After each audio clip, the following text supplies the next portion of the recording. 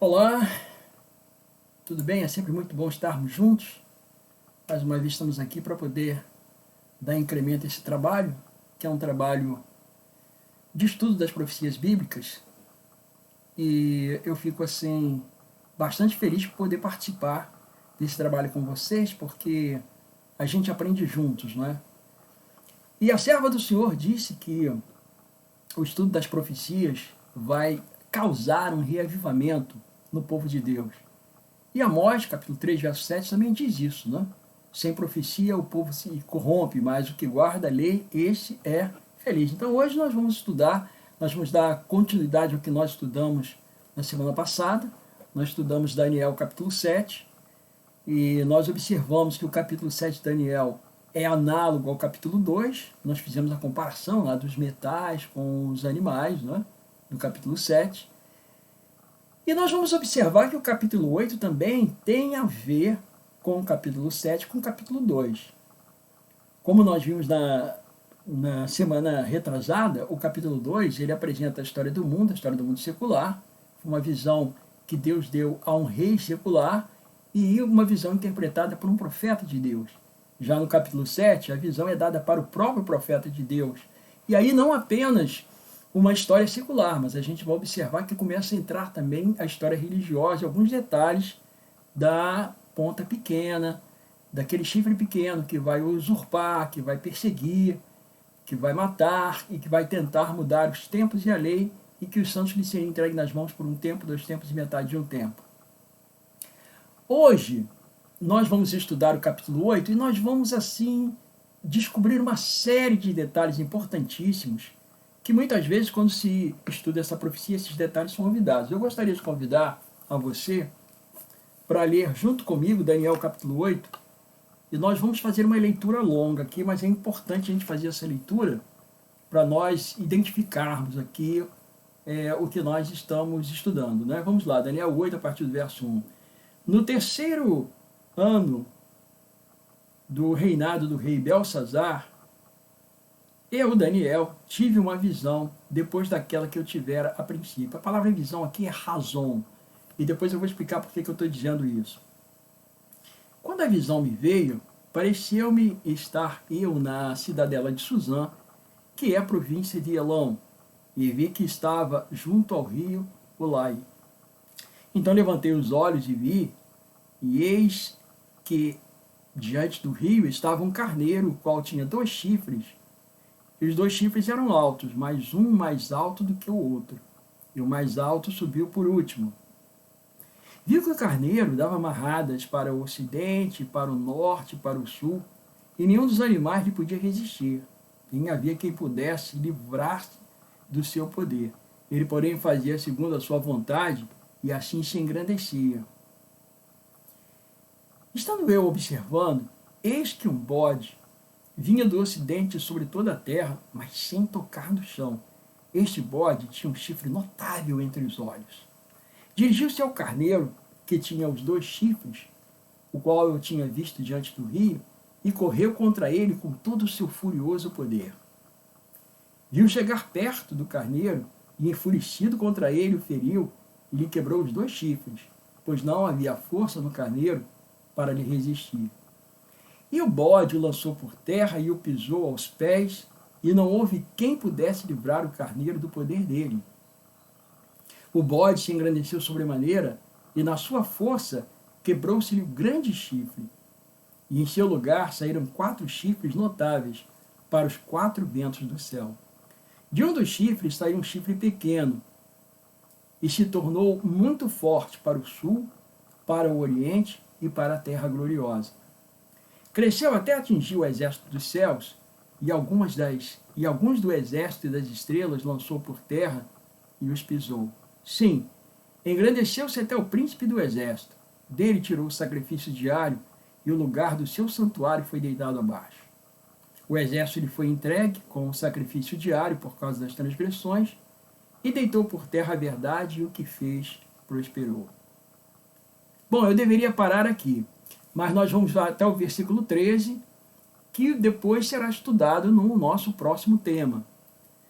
Depois ouvi um santo que falava, e disse outro santo aquele que falava: até quando durará a visão do sacrifício diário e a transgressão assoladora, visão na qual é entregue o santuário e o exército a fim de serem pisados? No verso 14 ele responde: até 2.300 tardes e manhãs o santuário será purificado. Então os versos 13 e 14 serão objetos do nosso estudo aí próximo, o seguinte, tá ok? Bom, como eu tinha dito para vocês, a gente iria abordar aí alguns detalhes importantes. Daniel é informado sobre a verdade lançada por terra. Este é um ponto que liga o capítulo 8 com o capítulo 7. Porque lá no capítulo 7, a ponta pequena, ela tenta mudar os tempos e a lei. Então aqui nós estamos vendo uma situação análoga. Ou seja, Daniel é informado que a verdade seria lançada por terra. Esse é um ponto aí importante para a gente observar. Eu havia dito, quando nós estudamos o capítulo 2, que do capítulo 2, versículo 4, até o final do capítulo 7, a linguagem utilizada, ou seja, Daniel utilizou a língua aramaica para escrever. Agora, a partir do capítulo 8, ele retoma a língua hebraica. E em tudo isso existe uma razão de si.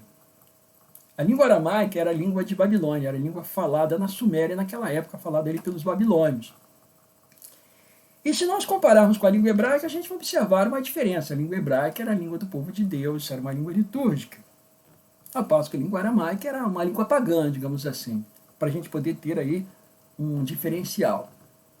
Do capítulo 2, verso 4, até o final do capítulo 7, toda a abordagem é feita em aramaico. Agora, a partir do capítulo 8, vai ser em hebraico. Qual a razão? Isso tem uma razão de ser.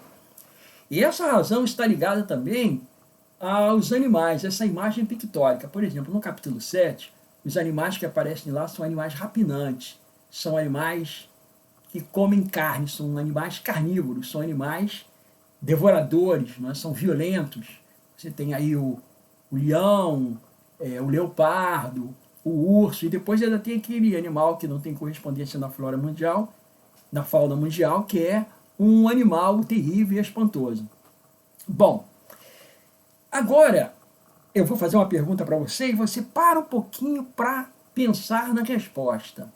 Qual a diferença desses animais que aparecem aqui no capítulo 8 para aqueles que aparecem lá no capítulo 7? Pensa um pouquinho. Pensa um pouquinho. Lá nós já sabemos que são animais rapinantes e também são animais imundos, ok? Aqui no capítulo 8, os animais que aparecem são animais de sacrifício. Então você tem o carneiro e tem o bode. Curiosamente, esses animais, o carneiro e o bode, além de serem animais de sacrifício, que eram utilizados no santuário, eles também eram animais utilizados no dia da expiação, no Yom Kippur, ou seja, no dia do juízo. O que Deus queria que nós entendêssemos com isso? Ele queria que nós compreendêssemos que o capítulo 8 vai abordar a respeito do juízo. Vai falar a respeito do Yom Kippur antitípico. Esse é o ponto que o capítulo 8 vai tratar conosco. Bom, aqui a visão está dizendo o seguinte, que nós vamos aqui no versículo 3, né? Levantei os olhos e via, e diante do vi estava um carneiro que tinha 2 chifres, os 2 chifres eram altos, mas o mais alto, um mais alto que o outro, mas o mais alto subiu por último. Então aqui está a Média e a Pérsia. Vocês estão lembrados? No capítulo 2, os 2 braços, no capítulo 7, o urso com os seus 2 lados, ele sobe por um dos lados, né? E aqui acontece a mesma coisa. Então nós temos a Média e a Pérsia, a Média subiu primeiro, a Pérsia subiu depois, mas ela se tornou mais poderosa. Então é o carneiro que foi derrotado pelo bode peludo, que é a Grécia. A gente não tem muita dificuldade na interpretação dessa profecia, porque o próprio anjo interpreta para Daniel. Abram a Bíblia aqui, no verso 20, Daniel 8, verso 20, está escrito assim: aquele carneiro com 2 chifres que viste são os reis da Média e da Pérsia. Mas o bode peludo é o rei da Grécia. O chifre grande entre os olhos é o primeiro rei. E o tecido quebrado, levantando-se 4 em lugar dele, significa que 4 reis se levantarão deste povo, mas não com força igual àquele time. Então aqui está explicado, né? Nós sabemos que a Medo-Pérsia foi derrotada pela Grécia, E o grande campeão do Império, Greco-Macedônico foi Alexandre, e quando ele estava com 32 anos de idade, ele estava na sua maior força quando ele foi, então, a óbito. Né? Ele morreu, e tem um mistério em torno da morte de Alexandre, a gente falou sobre isso na semana passada. E quando ele morreu, surgiram então alguns generais que dividiram o seu reino: Cassandro, Lisímaco, Ptolomeu e Seleuco. Então essa visão está certinha e ela é análogo ao capítulo 7, como nós vimos na semana passada, tá ok? Então aí você tem aí o carneiro, 2 chifres, nós falamos a respeito disso, um mais alto do que o outro, o mais alto subiu por último, está lá em Daniel 8:20, como nós vimos. O carneiro dava amarradas para o ocidente, para o oriente, para o norte, né? Para o sul. E o bode vinha do ocidente, mas sem tocar no chão. Vocês estão lembrados que lá no capítulo 7, quando fala a respeito do leopardo, ele diz que o leopardo tinha 4 asas de águia, denotando uma grande velocidade do Império Greco-Macedônico. E aqui ele é representado como um bode sem tocar no chão, o que quer dizer a mesma coisa, sem tocar no chão, porque é uma velocidade muito grande. Então, um pulo assim, um salto, e parece que está voando, né? Está indo muito rápido, tá certo?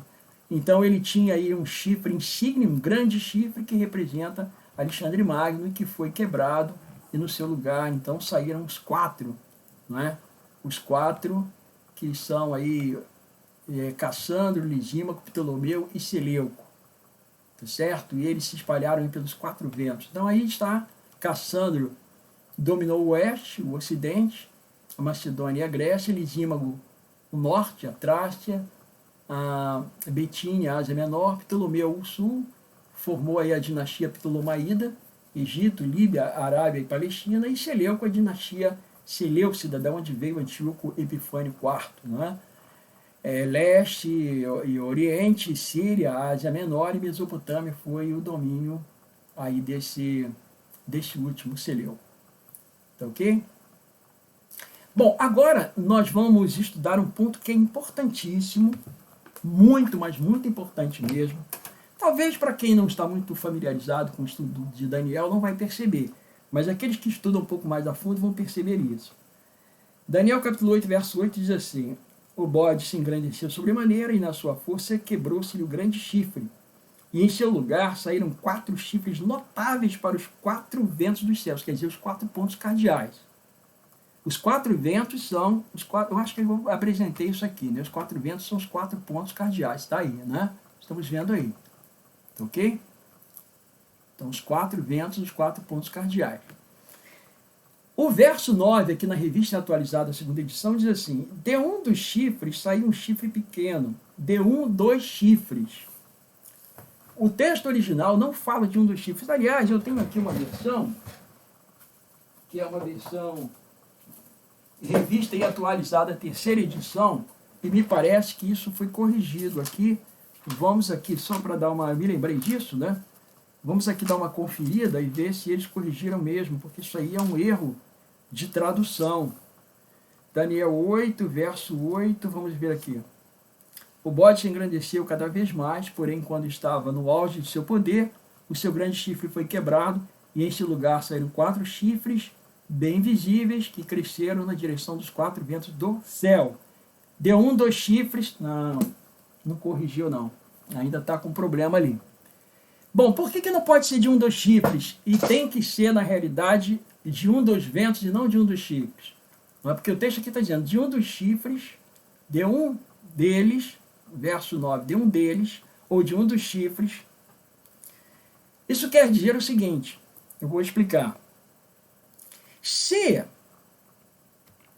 esse chifre pequeno surgiu de Cassandro, Lisímaco, Ptolomeu ou Seleuco, né, então ele não saiu, ele não vai compor o bispo de Roma. Ou seja, ele não vai na direção de Roma. E a profecia do capítulo 7, ela indica que a ponta pequena, o chifre pequeno, é o bispo de Roma. Tá ok? O texto diz que ele cresceu até atingir o exército dos céus, alguns exércitos das estrelas lançou por terra e o pisou. Isso não aconteceu com nenhum daqueles que foram herdeiros dessas dinastias, desses 4 que surgiram aí. Tá ok? Bom, Então nós vamos aqui analisar esse texto. O texto hebraico está aí. De um deles saiu um chifre muito pequeno. Eu coloquei aqui, ó. No hebraico, a palavra deles é esse aqui, ó. Deles é esse aqui. Hem. E de é o me. Mehem é deles. Então essa palavra mehem é deles, ela é masculina. Porque para ser masculina, ela não poderia terminar com men aqui, mas com um nun. Tá certo? Que isso aqui, o que nós temos aqui na realidade é uma espécie de um pronome que é agregado à palavra. Então aqui nós temos uma palavra completamente masculina, deles. E a palavra ventos aqui, ruot, certo? Eu coloquei aqui ruot, essa palavra vento, ela pode ser masculina e feminina, essa terminação aqui, ruot. Porém, a palavra chifre, querem, é uma palavra feminina. Por quê? Para ela ser masculina, aqui não poderia ter um nun, mas um men. Tá certo? Porque o men é a terminação masculina, como aqui. Aqui você tem um men, que é uma terminação masculina. E aqui você tem um nun, que é uma terminação feminina. Então, vejam só, eles aqui é uma palavra masculina. Ventos pode ser masculina e feminina, mas chifre é uma palavra feminina. Então, essa palavra aqui, ó, querem, ela não combina com essa palavra aqui, mehem, tá certo? Porque essa daqui é uma palavra masculina e essa aqui é uma palavra feminina. Assim, o que eu quero dizer com isso? Gramaticalmente, na concordância de gênero, de um deles se refere a ventos e não a chifres. Então, essa ponta pequena, ela vai surgir de um dos pontos cardeais, ou seja, ela vai surgir lá de Roma. E ela não vai surgir de um dos descendentes daqueles que herdaram o poder depois de Alexandre Magno. Tá certo? Então vamos lá. Foi Roma, na realidade, que estendeu os seus domínios para toda parte. Não é? Você vê aqui no ano 30 a.C., o Egito tornou-se província de Roma. Oriente, então assim, ele se engrandeceu para o sul, para o oriente, para a Terra Gloriosa. No ano 65 a.C., a Síria tornou-se província de Roma. E a Terra Gloriosa foi no ano 63, quando o general romano, então, entrou ali na Judéia, não é? E dominou a Judéia. Então, nós estamos vendo que, na realidade, quem cumpriu esse papel foi Roma, e não Antíoco Epifânio, como alguns pretendem através dessa forma errada aqui de traduzir. Tá certo? Tem um ponto aqui para o qual eu quero chamar a atenção de vocês, que é o seguinte. Nós vamos ver aqui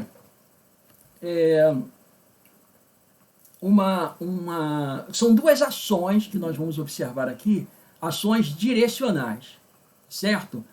Então nós vamos ver aqui que a primeira ação desses animais que aparece aqui, essa primeira ação é vertical. E a segunda, que já é uma ação lá do chifre pequeno, ela já é uma ação vertical.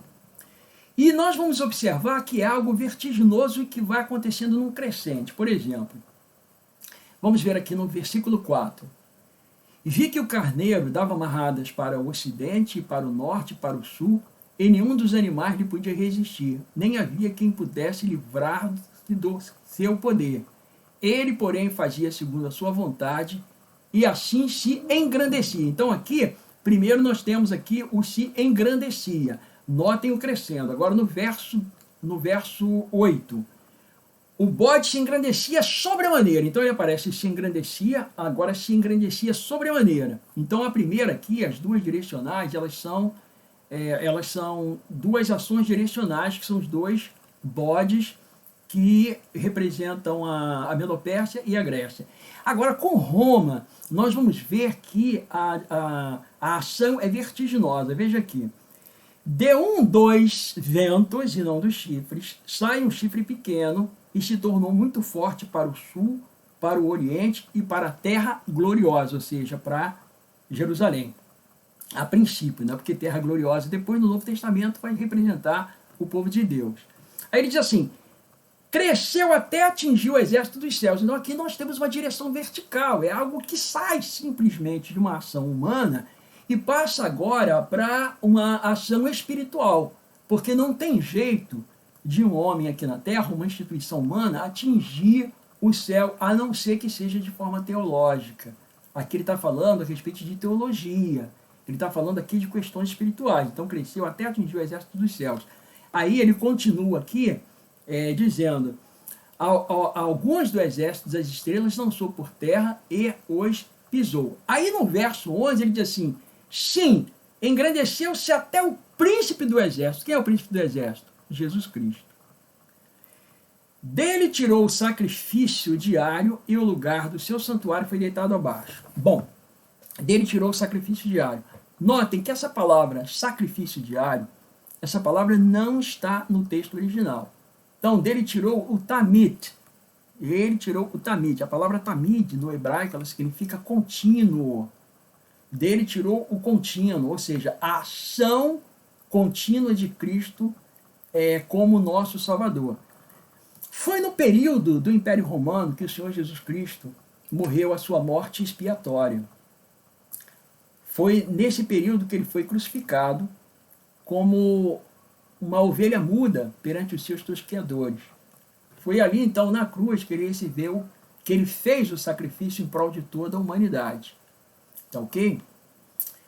E depois da sua morte expiatória, no ano 31, Jesus Cristo subiu ao céu para então ministrar no santuário celestial. Ele foi para o santuário celestial. Para quê? Para fazer intercessão no lugar de todo ser humano. O que aconteceria com esse chifre pequeno? Esse chifre pequeno ele tentaria usurpar o lugar de Cristo e se colocar como mediador dos homens no seu lugar. É isso que nós vamos observar que vai acontecer agora, tá certo? Então aqui, e por ele foi tirado, Hurum, foi tirado, o sacrifício contínuo, na realidade a palavra sacrifício não está ali, como diz a corrigida, né? O que está é só contínuo, que é a palavra hatamid. Aqui, na verdade, o ha é um pronome, é um artigo, é um artigo definido. A palavra aqui é o tamid. Então você tem aqui o ha-tamid. Essa palavra tamid, ela tem algumas traduções, mas a tradução que expressa melhor significa ministério ou contínuo ou ministério contínuo. Tá ok? Quando nós estudamos, pegamos aí o Antigo Testamento e a gente vai observar essa palavra lá no Antigo Testamento, nós vamos observar também que tudo lá no Antigo Testamento era tamid, tudo era contínuo. Por exemplo, aqui você tem o altar de holocausto. Ele era chamado de contínuo. Aqui você tem essa pia, era chamado de contínuo. Tudo aqui era contínuo. E nós vamos ver isso, tá certo? Aqui você tem o castiçal com 7 lâmpadas, contínuo. A mesa dos pães da proposição, eram 12 pães, 6 de cada lado, contínuo. Aqui você tem o altar de incenso, contínuo. Tudo era contínuo. Aí você vai perguntar, mas o que quer isso dizer? Bom, nós vamos entender aqui. Vamos lá. Em Êxodo 27, versículo 20, está escrito que as lâmpadas, elas deveriam permanecer acesas continuamente. Ou seja, para o serviço do santuário, essas lâmpadas não podiam se apagar, elas tinham que permanecer acesas continuamente. Aí você vai perguntar, por quê? Por uma razão. Porque essas lâmpadas, elas representam a ação de Cristo através do Espírito Santo, iluminando a todas as pessoas do mundo. Ou seja, o Espírito Santo trabalha no coração de todas as pessoas. Trabalha no coração do ímpio. E quando esse ímpio, ao receber o toque do Espírito Santo, recebe a Jesus Cristo, então ali está a lâmpada. A luz está acesa para ele. No momento em que ele se arrepende, ele pode receber o Senhor Jesus Cristo como a luz do mundo. E Jesus Cristo estará lá para atendê-lo como a luz do mundo. Ele falou, eu sou a luz do mundo. Então, nenhum momento sequer, Jesus pode tirar a sua luz da humanidade. Outra expressão aqui que aparece também, tamid, está escrito assim lá em Êxodo 28, 38. Arão levará a iniquidade das coisas santas continuamente, tamid, na sua testa. Ou seja, ele como o sumo sacerdote, como aquele que representa o povo, ele deveria então levar essa iniquidade para que essa iniquidade então fosse expurgada, isso continuamente. Arão levará os nomes dos filhos de Israel no peitoral continuamente. Então, os nomes dos filhos de Israel deveriam estar ali representados continuamente, sempre. Em nenhum momento isso poderia ser diferente. Ok? O incenso, de acordo com o Êxodo 30, versículos 7 e 8, o incenso também deveria ser contínuo. Incenso contínuo representa a oração dos santos e a intercessão do Senhor Jesus Cristo. Continuamente. O fogo arderá continuamente sobre o altar. Levítico capítulo 6, versículo 13. O fogo arderá continuamente. Então o fogo ele não podia se apagar. Como é que era isso? Bem, de manhã era sacrificado um cordeiro. Esse cordeiro era um cordeiro para o holocausto, porque nenhuma parte dele era comida, nenhuma parte era separada, e ele era queimado por inteiro. Ele era sacrificado e queimado por inteiro. Esse fogo ele havia sido aceso pelo próprio Deus na inauguração do santuário. E ele não podia se apagar. Assim, esse cordeiro ele ficava ali, né, queimando, até o sacrifício da tarde. O sacrifício da tarde era feito um outro holocausto, um outro cordeiro era sacrificado, e aproveitando esse fogo do cordeiro da manhã, ele era queimado no altar, que ficava queimando a noite toda, até que no outro dia era queimado no outro cordeiro. Então esse fogo ele ardia continuamente. O que queria dizer isso? Isso queria dizer o seguinte, que sempre havia um sacrifício pronto, sempre havia um sacrifício em favor do pecador penitente, do pecador arrependido. Os pães da proposição, tem algo assim bem interessante com relação aos pães da proposição. Esses pães eles eram pães sem fermento, e eles eram colocados ali em cima dessa mesa, chamada mesa dos pães da proposição, ou mesa dos pães contínuo. Então os sacerdotes, eles levavam esses pães, eram portanto 12 pães, eram 6 em cada bobina, e uma vez por semana eles comiam esse pão. Mas como é que eles faziam? Primeiro eles colocavam um pão novo em cima da mesa, depois eles tiravam os pães velhos e comiam os pães velhos. Eles não deixavam a mesa vazia. A mesa tinha que ter o pão. Por quê? Porque era pão contínuo. O que representa? Representa o Cristo vivo que desceu do céu, o pão da vida, que é Jesus Cristo. Assim o holocausto também era contínuo, como nós já vimos. Asaf e seus irmãos, para ministrarem continuamente perante a arca. Então a intercessão também contínua. E o livro de Hebreus, capítulo 7, 25, ele diz assim, por isso também pode salvar totalmente os que por ele se chegam a Deus, vivendo sempre para interceder por eles. Hebreus capítulo 7, versículo 25. Então Jesus, ele vive sempre para interceder por nós. O que o capítulo 8 de Daniel está dizendo? O capítulo 8 de Daniel está dizendo que o lugar do seu santuário será deitado abaixo. Certo? Um poder usurpador. O texto está dizendo assim, olha, Daniel 8, verso 10, cresceu até atingir o exército dos céus, e alguns do exército das estrelas lançou por terra e os pisou. Sim, engrandeceu-se até o príncipe do exército, dele tirou o contínuo, e o lugar do seu santuário foi deitado abaixo. O lugar do seu santuário aqui, o Macom, é o lugar de direito de Cristo no santuário. O exército lhe foi entregue com o contínuo, por causa das transgressões, e deitou por terra a verdade, o que fez prosperou. Por quê? Se Cristo não estiver no seu lugar de direito, se ele não estiver fazendo intercessão por nós, então as transgressões elas não são perdoadas. E o pecador morre no seu próprio pecado. Por isso a gente depende de que Cristo ele faça intercessão por nós. Nós dependemos de clamar por ele e de aceitar o seu sacrifício, e não uma outra pessoa que fique ali no seu lugar. Bom, o que aconteceu com o chifre pequeno? O chifre pequeno, ele desloca Jesus Cristo do seu lugar e no lugar dele ele coloca outros intercessores, acompanhando o que seria, por exemplo, a mitologia antiga. Eu vou dar um exemplo. Na mitologia antiga, Júpiter, o objeto da sua proteção era a cabeça. Na mitologia moderna, o advogado da cabeça é São João. Na verdade, quem deve cuidar da nossa cabeça é Jesus Cristo, não é? Netuno, o peito estava sob sua proteção. Na mitologia atual, São Brás é o protetor da garganta. Na mitologia antiga, Mercúrio, os pés estavam sob sua proteção. Bom, na atual, a que foi estabelecida pelo chifre pequeno, Santo André é o protetor dos pés. Na antiga, Plutão, as costas estavam sob sua proteção. Na nova, São Dimas, protetor das pernas. O que a gente está observando aí?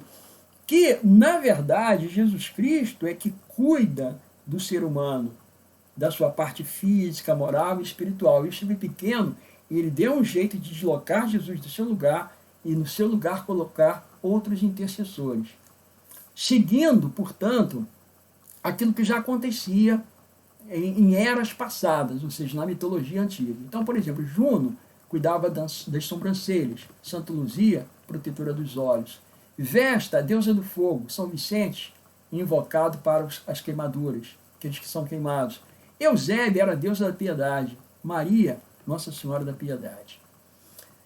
Bom, estabeleceu também um ministério sacerdotal, ou seja, colocou um exército no lugar do exército do Senhor para poder representar os seus interesses. Então ele rejeita os fundamentos do santuário celestial como lugar de mediação. E no seu lugar entra Maria, São Cristóvão, São José, São João, etc. Estabeleceu o seu próprio exército para controlar a mediação, ou seja, isso é uma salvação controlada. Isso a gente observou aí ao longo do estudo que fizemos no capítulo 7. E lançou por terra a verdade e aquilo que fez prosperou. No lugar do sacrifício permanente de Jesus Cristo foi colocado então a Eucaristia, que é um sacrifício contínuo na missa. De acordo com a teologia da antiga teologia católica, eu não estou incluindo aqui o Vaticano II, mas eu estou incluindo a tradicional teologia católica, para receber a mediação, para receber os benefícios, a bênção de Deus, o fiel tem que assistir, participar da missa ou da Eucaristia todos os dias, porque a missa ela é um sacrifício contínuo e a pretensão é que ela venha a substituir exatamente esse sacrifício, ou essa ação contínua de Cristo no lugar do pecador. Ok? No entanto, Hebreus 7, 27 diz assim, falando a respeito de Cristo, né, que não tem necessidade, como o sumo sacerdote, de oferecer todos os dias sacrifício, primeiro por seus próprios pecados, depois pelo do povo, porque fez isto uma vez por todas, quando a si mesmo se ofereceu. Então Jesus se ofereceu de uma vez por todas, o seu sacrifício foi único, e depois então, uma vez que ele foi o Cordeiro de Deus que tira o pecado do mundo, ele foi o nosso sacrifício, ele agora adquiriu o direito então de ser também sacerdote, sumo sacerdote, para aplicar os méritos do seu sangue em benefício de todo aquele que recebe a sua salvação. Então Jesus está no santuário, é ele que ministra continuamente em nosso favor. E foi exatamente isso que se tentou tirar de Jesus Cristo. Essa sua intercessão, essa sua mediação. Ok? Então é isso aí. Né? No nosso próximo encontro, nós vamos falar agora a respeito dos versículos 13 e 14. Diz assim, depois ouvi um santo que falava, e disse outro santo aquele que falava, até quando durará a visão do sacrifício diário e da transgressão assoladora, a visão na qual é entregue o santuário e o sacrifício a fim de serem pisados? Aí o verso 14, ele me disse, até 2300 tardes e manhãs o santuário será purificado. Essa profecia é uma profecia extremamente importante. E ela vai utilizar aqui o princípio de ano. Eu tinha falado para vocês aí no início que nós iríamos fazer uma live só sobre o princípio de ano.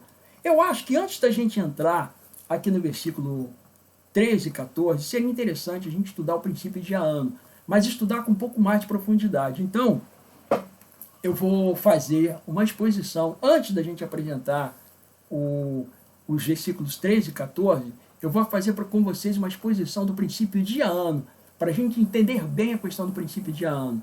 Porque aí a gente não vai ficar com dúvida com relação a nós fazermos a utilização desse critério do princípio de ano.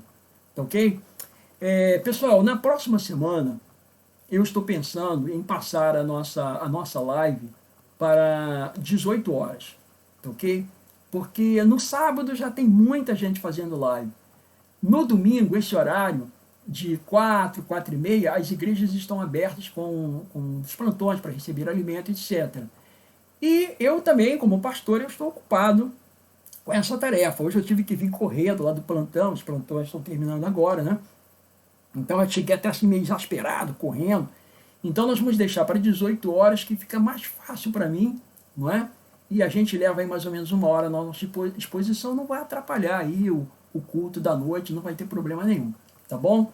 Eu agradeço a vocês pela participação, desculpe a atropelada, né? Eu dei uma atropelada aqui num texto aí, né, irmãos? Foi uma coisa tremenda, eu estou acostumado a ler, mas às vezes acontece.